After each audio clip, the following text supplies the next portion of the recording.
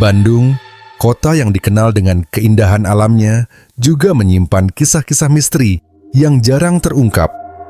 Salah satunya adalah tentang sebuah rumah tua di kawasan Dago yang telah lama ditinggalkan. Rumah itu menjadi saksi bisu dari tragedi mengerikan yang masih meninggalkan jejak hingga hari ini. 4 anak muda yang awalnya hanya mencari pengalaman baru, malah terjebak dalam lingkaran misteri yang menakutkan. Bayangan gelap, suara tangisan, hingga sosok-sosok tak kasat mata menghantui setiap langkah mereka. Apakah mereka berhasil mengungkap rahasia di balik rumah tua ini? Ataukah mereka menjadi korban berikutnya dari kutukan yang melingkupinya? Selamat datang di Mantra, Malam Nusantara, cerita penuh ketegangan dan misteri. Ini adalah Misteri Rumah Tua di Dago. Siapkan dirimu, karena kegelapan sedang menanti.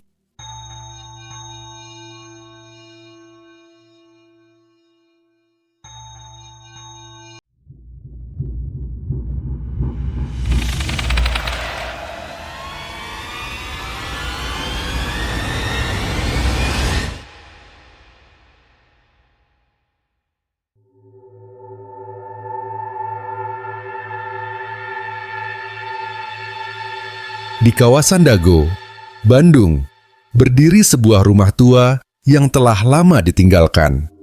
Rumah itu terletak di ujung jalan berbatu, dikelilingi oleh pohon-pohon besar yang menjulang tinggi. Banyak warga sekitar yang mengatakan rumah itu berhantu. Namun, seperti cerita horor lainnya, tak ada yang benar-benar tahu apa yang terjadi di dalamnya. Namaku Reza, dan aku mahasiswa semester akhir di salah satu universitas di Bandung. Aku tinggal bersama 3 teman sekampus, Andi, Dita, dan Yana. Kami sering mendengar cerita tentang rumah tua itu, terutama dari tukang ojek yang mangkal di dekat jalan menuju rumah tersebut. Konon, siapapun yang masuk ke sana akan merasakan hawa dingin, melihat bayangan aneh, atau mendengar suara-suara yang tidak berasal dari manusia. Suatu malam, saat hujan gerimis, kami berkumpul di rumah kontrakan yang kami sewa. Obrolan tentang tugas kuliah berubah menjadi cerita-cerita seram ketika Andi tiba-tiba membuka topik tentang rumah tua di Dago. Serius, kalian nggak pernah penasaran sama rumah itu? Tanya Andi sambil memainkan korek api di tangannya. Gua dengar, dulu ada keluarga yang tinggal di sana, tapi mereka semua meninggal misterius. Dita yang sedang meminum teh hangat langsung meletakkan cangkirnya. Kata siapa? Cerita kayak botak kayak gitu sering dilebih-lebihkan. Mungkin rumah itu cuma tua dan nggak terawat, makanya orang-orang bilang berhantu. Tapi gua pernah baca di forum, potong Yana. Ada yang bilang mereka dengar suara perempuan menangis dari dalam rumah itu tengah malam. Pas dicek, nggak ada siapa-siapa. Aku hanya mendengarkan mereka tanpa berkomentar. Meski aku bukan tipe orang yang mudah percaya pada hal mistis, ada sesuatu tentang rumah itu yang membuatku merinding. Mungkin karena aku pernah melewatinya saat sore hari dan ada rasa yang sulit dijelaskan, seperti ada yang memperhatikan dari balik jendela yang pecah. Andi tiba-tiba berdiri. Gimana kalau kita coba masuk ke sana? Cuman buat buktiin apa benar rumah itu berhantu atau cuma mitos. Dita langsung menggeleng. Gila lu, Andi. Gue nggak mau cari masalah. Lagian, kalau sampai kenapa-kenapa, siapa yang tanggung jawab? Ya, kan kita cuma lihat dari luar aja. Nggak usah masuk jauh-jauh. Andi mencoba meyakinkan. Aku tahu ide itu gila, tapi ada rasa penasaran yang tak tertahankan. Oke, gue ikut, kataku akhirnya. Tapi cuma sampai halaman depan. Yana terlihat ragu, tapi akhirnya dia mengangguk. Kalau Reza ikut, gue juga ikut. Tapi kita pulang kalau ada yang aneh. Dita memutar bola matanya. Ya udah, gue ikut juga. Tapi kalau ada yang salah, gue langsung balik, ya. Kami memutuskan untuk pergi malam itu juga. Hujan sudah berhenti, menyisakan aroma tanah basah yang khas. Jalanan menuju rumah tua itu gelap, hanya diterangi lampu jalan yang redup. Kami membawa senter dan memakai jaket tebal untuk melawan dinginnya malam Bandung. Ketika sampai di depan gerbang rumah tua itu, suasana langsung berubah. Rasanya seperti memasuki dunia lain. Gerbang besi yang berkarat itu setengah terbuka, seolah-olah mengundang siapa saja untuk masuk. Dita berhenti melangkah. Gue nggak yakin ini ide bagus, gumamnya sambil memeluk tubuhnya. Andi mengarahkan senter ke halaman rumah. Lihat, nggak ada apa-apa, cuma rumah tua biasa. Namun, ketika kami melangkah ke dalam, udara menjadi lebih dingin. Bukan dingin biasa, tapi dingin yang menusuk hingga ke tulang. Aku melihat sekeliling, mencoba mencari sumber perasaan aneh itu. Rumah itu tampak lebih menyeramkan dari dekat. Catnya sudah mengelupas, jendelanya pecah, dan pintu depannya sedikit terbuka.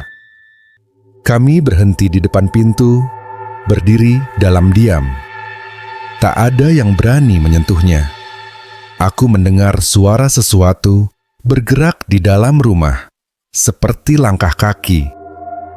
Kalian dengar itu? Bisik Yana. Suaranya bergetar.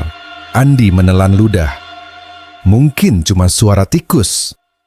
Namun, saat itu, pintu depan perlahan bergerak, membuka lebih lebar. Kami semua terpaku. Dari dalam, terdengar suara samar seperti bisikan.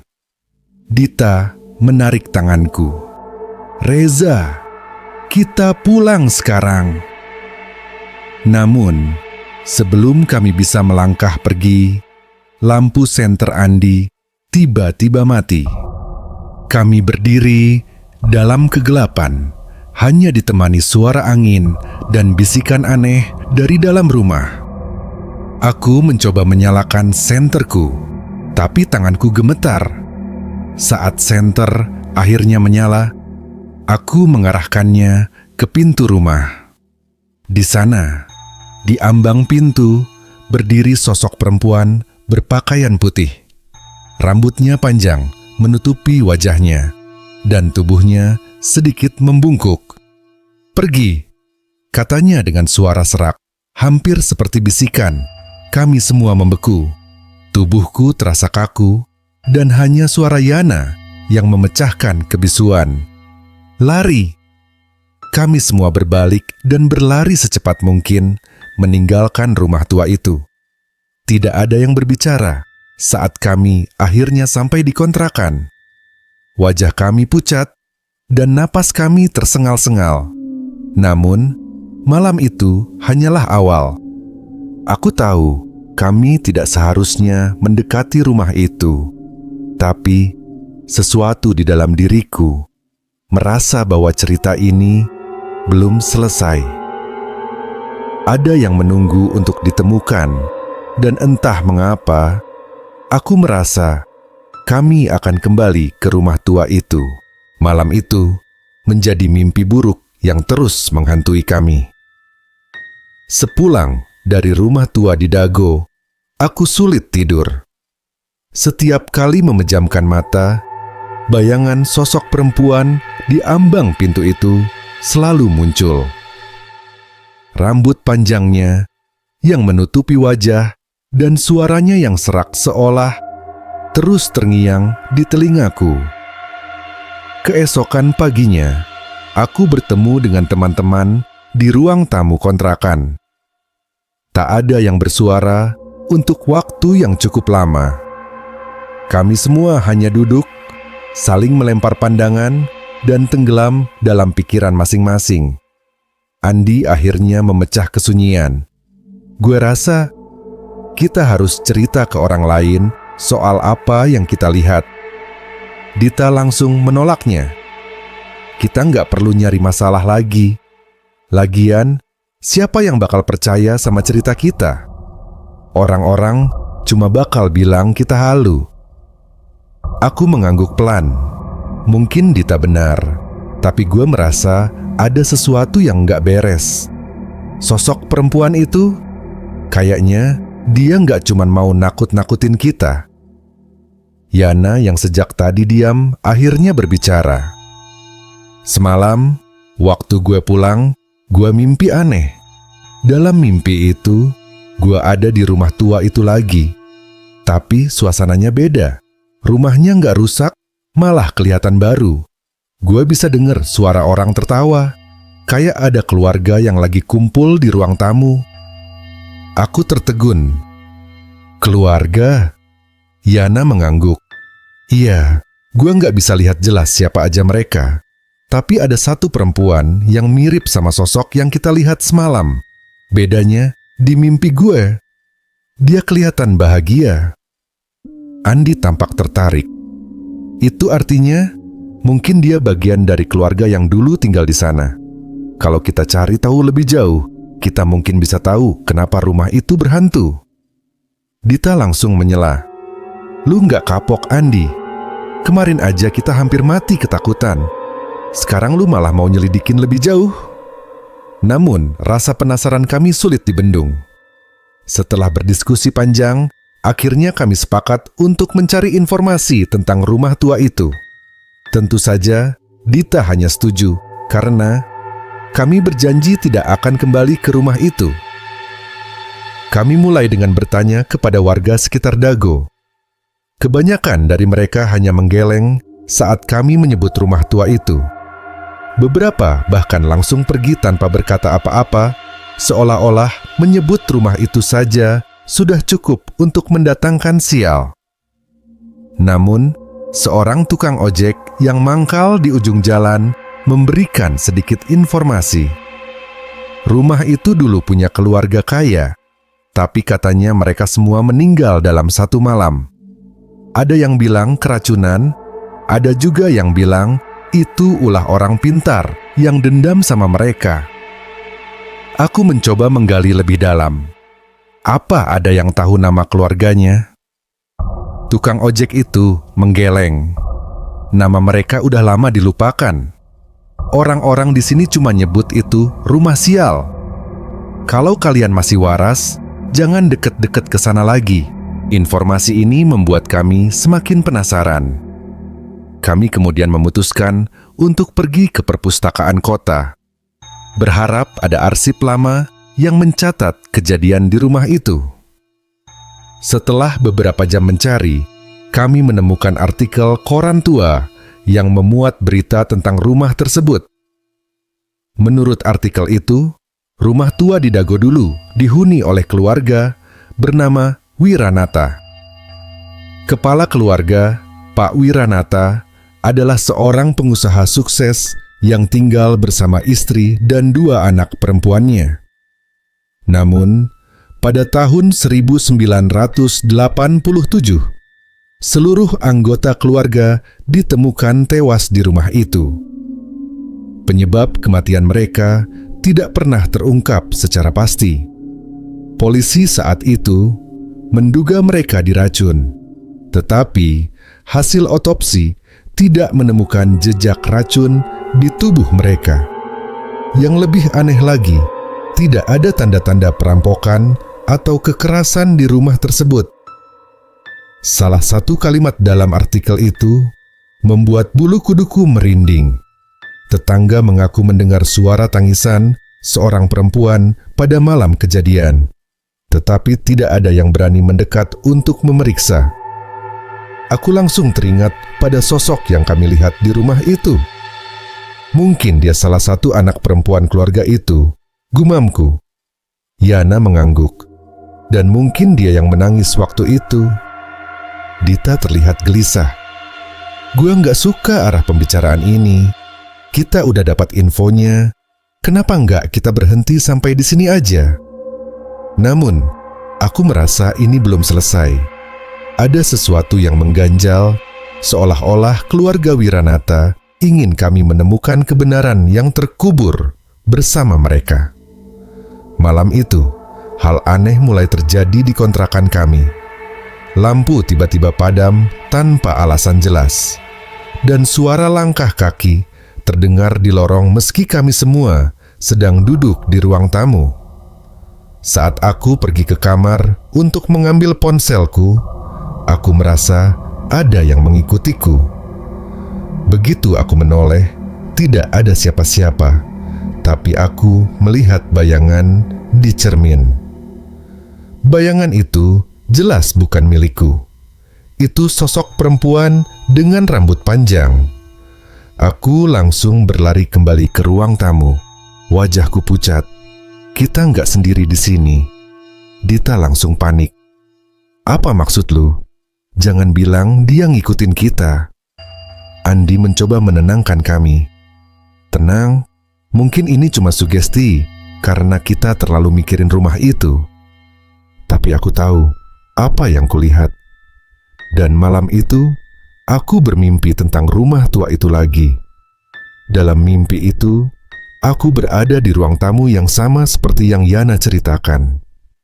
Ada tawa, ada kebahagiaan, tapi semuanya berubah ketika pintu depan terbuka. Sosok perempuan dengan gaun putih muncul, wajahnya pucat, dan dia menatapku dengan mata kosong. "Temukan aku," katanya, sebelum semuanya berubah menjadi gelap. Ketika aku terbangun, tubuhku basah oleh keringat. Aku tahu kami tidak bisa berhenti sampai di sini. Apapun yang menghantui rumah tua itu, dia ingin ditemukan. Setelah mimpi itu, aku tidak bisa berhenti memikirkan kata-kata sosok perempuan tersebut. "Temukan aku." Seolah-olah dia meminta bantuan. Namun, di balik permintaannya, ada sesuatu yang mencekam. Seperti ancaman terselubung yang sulit dijelaskan. Aku membicarakan mimpi itu dengan Yana keesokan paginya. Wajahnya terlihat pucat, seperti seseorang yang tidak cukup tidur. "Gue juga mimpi aneh lagi," katanya. Tapi kali ini lebih jelas. Gue ada di rumah tua itu, dan gue lihat perempuan itu berdiri di depan sebuah kamar. Dia cuma diam, tapi gue ngerasa kayak dia mau ngajak gue masuk. Aku merasakan bulu kuduku berdiri. "Lu masuk ke kamarnya?" tanyaku pelan. Yana menggeleng. "Enggak, gue takut banget. Tapi dia cuma berdiri di sana, nunggu." Kami tahu bahwa kami tidak bisa mengabaikan ini. Terlebih, kejadian aneh di kontrakan semakin sering terjadi. Malam sebelumnya, Dita mendengar suara tangisan dari kamar mandi. Ketika dia memeriksa, kamar itu kosong. Andi juga mengaku melihat pintu kamarnya terbuka sendiri meski dia yakin sudah menguncinya. Dita yang awalnya paling menentang pencarian ini akhirnya menyerah. "Gue nggak tahu apa yang lu semua lakuin, tapi jelas sesuatu udah ikut sama kita. Kalau kita nggak cari tahu dan beresin ini, gue takut bakal ada yang lebih buruk." Kami memutuskan untuk kembali ke rumah tua di Dago. Kali ini, kami lebih berhati-hati. Sebelum pergi, kami membeli beberapa perlengkapan seperti lilin, tali, dan bahkan membawa jimat dari seorang tukang dukun yang kami temui di pasar. Malam itu, udara terasa lebih dingin dari biasanya. Hujan rintik-rintik menambah kesan suram saat kami berdiri di depan gerbang rumah tua itu. Pohon-pohon besar di sekitarnya tampak seperti sosok gelap yang mengintai dari kegelapan. "Dita, lu yakin mau ikut?" tanya Andi sambil memegang senter. Dita mengangguk meski wajahnya jelas menunjukkan ketakutan. "Kalau gue nggak ikut, Gua bakal terus kebayang yang lebih serem. Ayo, cepet beresin ini. Kami melangkah masuk ke halaman. Kali ini, suasananya terasa lebih berat. Seolah-olah ada sesuatu yang menunggu kami di dalam. Saat kami mendekati pintu depan, aku merasa ada mata yang mengawasi dari jendela di lantai atas. Ada yang ngintip dari atas. Bisik Yana dengan suara gemetar. Aku menelan ludah dan mencoba tetap tenang. Jangan pikirin, kita fokus cari apa yang dia mau. Ketika pintu depan terbuka, bau apak langsung menyeruak. Ruangan itu gelap, berdebu, dan penuh dengan barang-barang yang berantakan. Ada foto keluarga yang terjatuh di lantai, sofa tua yang sudah robek, dan meja kayu yang hampir patah. Kami menyalakan lilin untuk membantu penerangan, karena cahaya senter saja tidak cukup. Saat kami melangkah lebih jauh, suara langkah kaki kami menggema di dinding yang dingin. "Tunggu," kata Andi sambil menunjuk ke arah tangga. Kayaknya suara tadi datang dari atas. Yana menggeleng keras. "Enggak, kita enggak perlu ke atas. Kita cuma cari di bawah aja, oke?" Namun, sesuatu di dalam diriku mengatakan bahwa kami harus naik ke lantai 2. Aku tidak bisa menjelaskan kenapa, tapi rasanya seperti ada yang memanggil. Aku akhirnya memimpin jalan, diikuti oleh Andi, Yana, dan Dita. Tangga itu berderit di setiap langkah, seolah-olah akan runtuh kapan saja. Saat kami sampai di lantai 2, hawa dingin semakin menusuk. Ruangan di lantai atas lebih gelap dan terasa lebih mencekam. Ada beberapa pintu di sepanjang lorong, dan semuanya tertutup rapat kecuali satu. Pintu itu sedikit terbuka, memperlihatkan bayangan samar di dalamnya. "Itu pintu yang gue lihat di mimpi," bisik Yana. Kami semua berdiri, terpaku. Tidak ada yang berani mendekat. Tapi kemudian pintu itu bergerak sendiri, terbuka perlahan tanpa ada yang menyentuhnya. "Dita, kalau lu mau kabur, sekarang waktunya," kata Andi dengan suara pelan. Namun, Dita tidak bergerak. Wajahnya pucat, tapi dia tetap berdiri di tempatnya. "Gue nggak bisa ninggalin kalian," gumamnya. Aku mengambil langkah pertama menuju pintu itu. Di dalamnya, ruangan itu kosong. Hanya ada kasur tua dan sebuah cermin besar yang retak di sudut ruangan. Tapi, aku merasakan kehadiran sesuatu. "Cermin itu," kata Yana sambil menunjuk. "Dia ada di sana." Aku menyorotkan senterku ke cermin, dan saat itu juga aku melihatnya. Sosok perempuan dengan gaun putih berdiri di dalam pantulan cermin. Meskipun ruangan di depanku kosong, dia melihat kita. Bisik Dita. Suaranya hampir tak terdengar. Sosok itu perlahan mengangkat tangan dan menunjuk ke lantai di bawahnya. Aku mendekati cermin dengan hati-hati. Dan saat aku berdiri di depannya, aku melihat ada sesuatu yang aneh dengan lantainya. "Kayaknya ada sesuatu di bawah sini," kataku sambil menunjuk. Andi langsung berlutut dan mengetuk lantai. Suaranya terdengar kosong. "Ini lantai palsu. Kita perlu bongkar ini." Kami mulai menggeser kasur tua dan mencoba membuka papan lantai. Setelah beberapa usaha, kami berhasil membukanya. Di bawahnya, kami menemukan sebuah kotak kayu tua yang terkunci. "Ini pasti penting," kata Yana. Namun, begitu kami mengangkat kotak itu, suara langkah kaki terdengar dari lorong. Langkah itu berat, lambat, dan semakin mendekat ke arah kami. Dita mulai menangis. "Kita harus pergi, sekarang juga." Namun, Sebelum kami bisa bergerak, pintu kamar tiba-tiba menutup dengan keras, mengurung kami di dalam. Pintu kamar tertutup dengan keras, membuat kami semua terlonjak. Suara deritnya menggema di seluruh ruangan, menambah suasana mencekam yang sudah menyelimuti. Aku melihat wajah teman-temanku. Andi mencoba tetap tenang, tapi keringat mengalir deras di pelipisnya. Dita sudah menangis pelan, sementara Yana menggigit bibirnya, menahan teriak. Kita harus keluar sekarang juga, desis Dita, suaranya gemetar.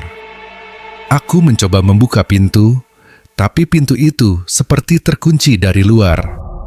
Ini nggak bisa dibuka, teriakku, mencoba menahan panik. Dari lorong, langkah kaki berat yang tadi kami dengar semakin mendekat. Suaranya seperti orang menyeret sesuatu di lantai. Apa itu? Bisik Yana, berdiri merapat ke dinding. Andi langsung menarik kami semua mundur ke tengah ruangan. Kita nggak punya waktu buat cari tahu. Kotak ini pasti kuncinya. Dia menunjuk kotak kayu tua yang berhasil kami temukan di bawah lantai. Kotak itu tampak rapuh, namun terkunci rapat. Ada simbol aneh di atasnya. Lingkaran dengan pola seperti bunga teratai yang dikelilingi oleh tulisan kuno yang tidak kami mengerti.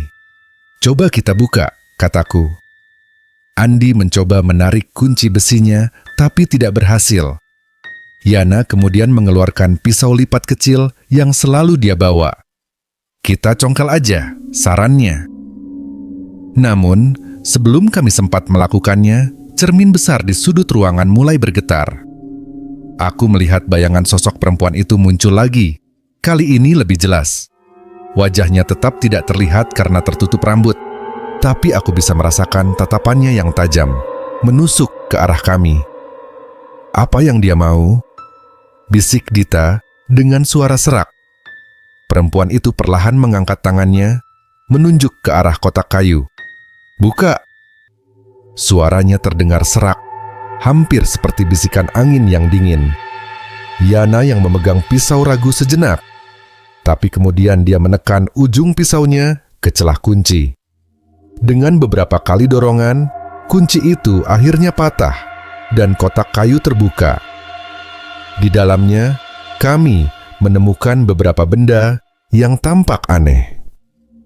Ada seuntai kalung dengan liontin berbentuk bunga, secarik kertas kuno dengan tulisan yang sudah memudar, dan sebuah foto keluarga yang tampaknya adalah penghuni rumah ini. Apa ini? Tanya Andi sambil mengeluarkan foto itu. Foto itu menunjukkan 4 orang.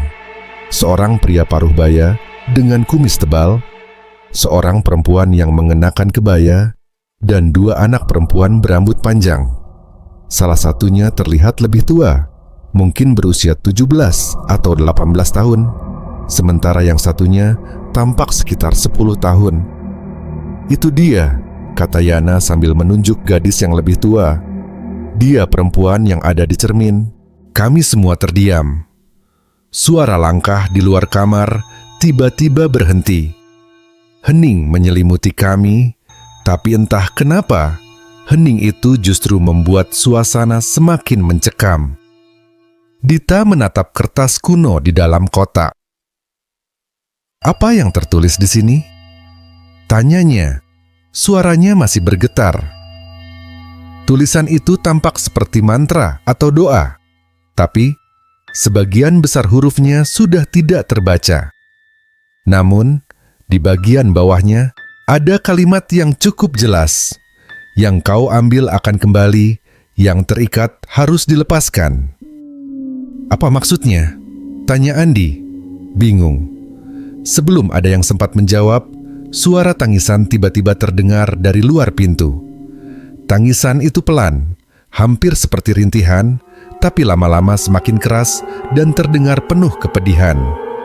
Reza, kata Dita sambil memegang lenganku erat, kita harus keluar dari sini sekarang juga. Aku mencoba membuka pintu sekali lagi, dan kali ini pintunya tidak terkunci. Kami semua bergegas keluar dari kamar itu, membawa kotak kayu bersama kami. Tapi lorong di lantai 2 sekarang terasa lebih gelap dan sempit. Seperti dinding-dindingnya mendekat. "Ayo cepat, turun ke bawah," seru Andi. Kami berlari menuruni tangga, tapi di tengah jalan, lampu lilin kami padam secara bersamaan. Ruangan itu menjadi gelap gulita, dan suara langkah berat kembali terdengar. Kali ini dari arah bawah. "Dia di bawah," teriak Yana. Kami semua berhenti, tidak tahu harus lari kemana. Langkah itu semakin dekat, dan aku merasa udara di sekitar kami semakin dingin. Aku mencoba menyalakan senter, tapi tanganku gemetar terlalu hebat. "Lompat dari jendela," usul Dita, menunjuk ke jendela besar di ujung lorong. "Lu gila, itu tinggi banget," balas Andi. Namun, sebelum kami bisa memutuskan apapun, sosok itu muncul di dasar tangga. Dalam kegelapan, aku hanya bisa melihat siluetnya. Tubuhnya jangkung, kurus, dengan rambut panjang yang menutupi seluruh wajahnya. Dia berdiri diam, tapi auranya begitu menakutkan hingga membuat kakiku terasa lemas. "Pergi!" Suaranya terdengar lebih jelas sekarang, tapi nadanya tidak lagi seperti permintaan. Itu terdengar seperti peringatan. "Reza, kita harus lakukan sesuatu," kata Yana.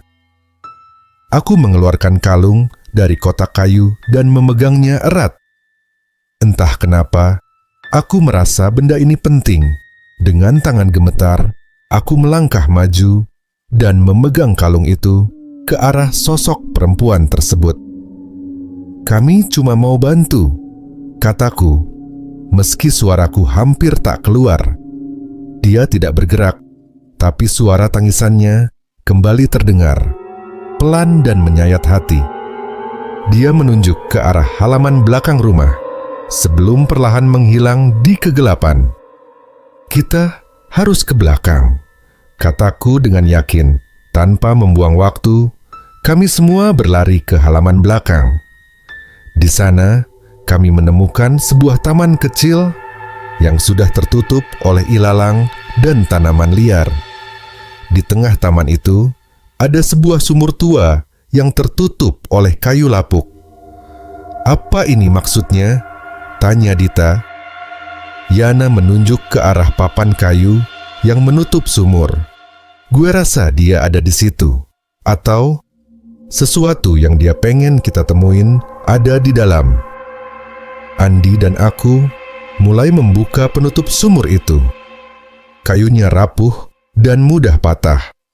Begitu sumur terbuka, bau busuk yang menyengat langsung menyeruak, membuat kami semua mundur beberapa langkah. Di dalam sumur, kami melihat sesuatu yang aneh. Sebuah kain putih yang tampak melayang di air. Kain itu perlahan bergerak, seolah-olah ada sesuatu di bawahnya. "Kita nggak boleh di sini lama-lama," kata Yana. Suaranya penuh ketakutan. Namun, sebelum kami bisa pergi, suara langkah berat kembali terdengar. Kali ini lebih cepat dan mendekat ke arah kami. Langkah-langkah berat itu terdengar semakin dekat, memecah keheningan malam yang sudah diselimuti ketegangan. Kami semua berdiri terpaku di sekitar sumur tua. Napas tersengal-sengal. Tidak ada yang berani bergerak, apalagi menoleh ke arah asal suara tersebut. Aku memegang kalung yang kami temukan di kotak kayu, berharap benda ini bisa melindungi kami dari apapun yang mendekat. "Kita nggak bisa tinggal di sini lebih lama," kataku dengan suara bergetar. "Apa yang ada di dalam sumur ini?" tanya Dita dengan mata berkaca-kaca. Apa kita benar-benar harus ngambil sesuatu dari situ? Sebelum ada yang bisa menjawab, suara langkah itu tiba-tiba berhenti. Hening yang mencekam kembali menyelimuti. Namun, dari dalam sumur, kami mendengar suara gemericik air, seperti ada sesuatu yang bergerak di bawah sana. "Kalian dengar itu?" bisik Yana. Matanya terpaku pada kegelapan di dalam sumur. Andi memegang senter dan mencoba menyorotkan cahaya ke dalam. Pantulan air terlihat bergelombang, tapi ada sesuatu yang membuatku merinding. Bayangan putih itu, kain yang sebelumnya kami lihat melayang, kini tampak bergerak naik ke permukaan. "Ada sesuatu di sana," kata Andi dengan nada waspada. Tanpa berpikir panjang, aku melempar kalung yang kupegang ke dalam sumur. Begitu kalung itu menyentuh air, suara gemericik tiba-tiba berhenti, diikuti oleh suara tangisan pelan yang terdengar dari kejauhan. "Reza, apa yang lu lakuin?" tanya Yana, panik. "Aku nggak tahu, tapi aku rasa ini yang dia mau," jawabku cepat. Namun, sebelum kami bisa memastikan apapun, angin dingin tiba-tiba berhembus kencang, menggoyangkan ilalang di sekitar kami. Dari sudut mataku, aku melihat sosok perempuan itu lagi, berdiri di sisi lain taman. Kali ini, dia tampak lebih jelas. Gaun putihnya kotor dan penuh darah. Rambut panjangnya tetap menutupi wajah, tapi tubuhnya terlihat lebih nyata daripada sebelumnya. Dia menunjuk ke arah sumur, lalu perlahan-lahan menghilang. "Apa ini artinya selesai?" tanya Dita dengan suara gemetar. Andi menggeleng. "Gue nggak yakin, tapi kayaknya kita harus lihat apa yang ada di bawah sana."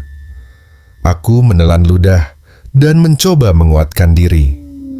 Dengan bantuan Andi, kami mulai menurunkan tali yang kami bawa ke dalam sumur. Kami tidak punya peralatan lengkap, jadi hanya bisa mengandalkan kekuatan tangan untuk menarik apapun yang ada di bawah. Tali itu terasa berat saat kami mulai menariknya. Perlahan, sesuatu mulai muncul ke permukaan. Cahaya senter memperlihatkan bentuknya. Sebuah bungkusan kain putih yang basah dan kotor terikat dengan simpul yang kuat. "Jangan bilang ini mayat," bisik Dita sambil menutup mulutnya. Saat bungkusan itu akhirnya terangkat sepenuhnya, Andi meletakkannya di tanah dengan hati-hati. Kami semua mundur beberapa langkah, takut membuka apapun yang ada di dalamnya. "Apa kita harus buka ini?" tanya Yana. Suaranya terdengar nyaris putus asa. Aku mengangguk pelan. "Ini mungkin kunci dari semuanya." Dengan tangan gemetar, Andi membuka simpul kain itu. Bau busuk yang menyengat langsung menyeruak, membuat kami semua tersentak mundur. Di dalamnya, ada tulang belulang manusia yang sudah mulai hancur, bercampur dengan potongan kain dan benda-benda kecil lainnya. "Ini jasadnya," bisik Andi, wajahnya pucat pasi. Yana memalingkan wajah, berusaha menahan muntah. Dita jatuh terduduk, menangis terisak. Sementara itu, aku mencoba menahan rasa takut yang begitu kuat. Namun, saat kami berpikir semuanya sudah berakhir, suara berat itu kembali terdengar, kali ini lebih dekat dan lebih menyeramkan. Aku menoleh ke arah sumur dan melihat sesuatu yang tidak pernah ingin kulihat lagi. Sosok tinggi jangkung dengan tubuh kurus kering keluar dari dalam sumur. Wajahnya tidak berbentuk, hanya ada lubang hitam yang menganga di tempat mata dan mulut seharusnya berada. Tangannya yang panjang menjulur ke arah kami, bergerak perlahan seperti ingin menangkap. "Lari!" teriak Andi, menarik Dita yang masih terduduk. Kami semua berlari menuju pintu belakang rumah. meninggalkan bungkusan kain itu di tanah. Namun, sosok itu terus mengejar. Langkah-langkahnya yang berat mengguncang tanah di belakang kami. Saat kami hampir mencapai pintu, aku merasa sesuatu mencengkeram kakiku. Aku jatuh tersungkur, dan ketika aku menoleh, aku melihat tangan kurus itu memegang pergelangan kakiku. "Reza!" teriak Yana sambil mencoba menarikku. Aku berusaha melepaskan diri, tapi cengkeramannya terlalu kuat. Dalam kepanikan, aku meraih liontin kecil yang tersisa di dalam kotak kayu dan melemparkannya ke arah sosok itu. Begitu liontin itu menyentuh tangannya, sosok tersebut mengeluarkan suara jeritan melengking yang memekakan telinga. Dia melepaskan cengkeramannya, dan aku langsung bangkit. Kami semua berlari tanpa henti hingga keluar dari pekarangan rumah. Ketika kami akhirnya sampai di jalan utama, semuanya terasa begitu sunyi. Rumah tua itu tampak gelap. Tidak ada tanda-tanda kehidupan. Seolah-olah apa yang baru saja terjadi hanyalah mimpi buruk. Namun, aku tahu bahwa itu nyata. Semua yang kami alami meninggalkan bekas yang tidak akan pernah hilang. Beberapa hari setelah kejadian itu, aku membaca kembali artikel tentang keluarga Wiranata. Dari informasi yang kami temukan, aku menyimpulkan bahwa jasad yang kami temukan di sumur itu adalah salah satu anak perempuan mereka yang hilang tanpa jejak. Entah bagaimana, dia menjadi korban dari tragedi yang menimpa keluarganya. Setelah pengalaman itu, kami tidak pernah kembali ke rumah tua di Dago. Namun, aku masih sering merasa ada yang mengawasi, terutama saat malam hari. Mungkin misteri itu tidak benar-benar selesai.